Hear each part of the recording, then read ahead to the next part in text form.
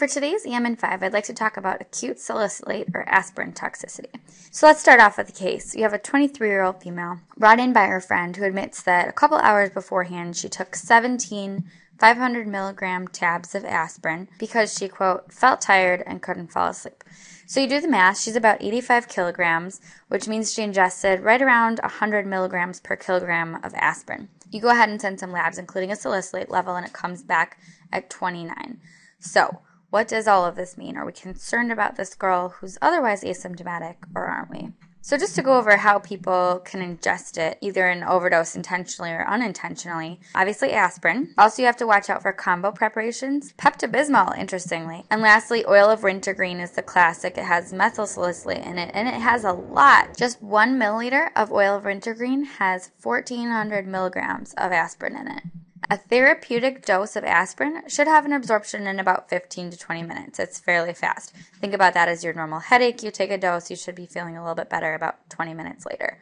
An overdose, however, you have to think of a much more delayed reaction, and also with enteric-coated aspirin. So up to 18 to 24 hours can be how much it takes to actually absorb all that aspirin, especially if you took a lot of it. So you have a patient come in, you estimate about how much they took, you add up the milligrams per kilogram, and that can give you some of the symptoms to expect. So you have the amount ingested up across the top here. Our patient actually probably only took about 100 milligrams per kilogram, so that's looking good on the spectrum. So on the lower end, the less than 150 milligrams per kilogram, you're going to expect to see some nausea, vomiting, tinnitus, dizziness, and some hearing loss. 150 to 300 milligrams per kilogram. Tachypnea, diaphoresis, anxiety. You might see a fever, some confusion, or ataxia. 300 or greater milligrams per kilogram, you start really having the bad effects. So here we have altered mental status, coma, seizures. You can have acute lung injury, renal failure, and also look out for arrhythmias. So I want to split the symptoms up into kind of the common ones that you'll see and the really severe ones. So on the common side, we have ringing in the ears. We already talked about tinnitus, and also some nausea, vomiting. Now we have all the electrolyte abnormalities. And I always try to remember you're going to have 3 of the 4 kind of basic metabolic abnormalities for salicylate toxicity. First, you have an anion gap metabolic acidosis. That's because aspirin inhibits the Krebs cycle. To compensate for that, you're going to have a respiratory alkalosis, and that's because this metabolic acidosis makes the patients very tachypnic, and they basically blow off all that CO2, causing a respiratory alkalosis. And lastly, this nausea, vomiting causes a metabolic alkalosis. That's from volume contraction and also vomiting, which you can also see hypokalemia from. Over on the severe side, you can have altered mental status. That's both from a direct effect of the aspirin and also from a neuroglycopenia. Also, vascular permeability can lead to pulmonary edema. You have to be careful of that while you're resuscitating. So here are the basic labs you're going to be sending off. You're going to get an ABG, serum salicylate levels, and a BMP Q2 hours to monitor how the patient's doing. Also, make sure you check a point of care glucose and send off a urine tox and a Tylenol level just to make sure that you're not looking at other ingestions as well. And then a urine pH is actually interestingly going to be something you might be tracking. So you might actually get that hourly if the patient has a severe toxicity. So now you have that salicylate level back. What does that mean? Between 10 and 30 milligrams per deciliter is actually a therapeutic level. It will treat their headache and you don't have to worry about toxicity as long as you're tracking it over time and that's the peak that you see. Around 40 to 50 is where you start seeing the first signs of toxicity. And remember, we're going to be repeating this every 2 hours until we see it peak. So I know this is a really busy slide, but I wanted to put all the treatment on one slide so you have it as a reference. Next, think about fluid and electrolyte resuscitation. Often these patients are very volume down, so you need to give them normal saline, IV, and that encourages urinary elimination of the aspirin. And you also need to replete back that glucose and the potassium that the patient's losing.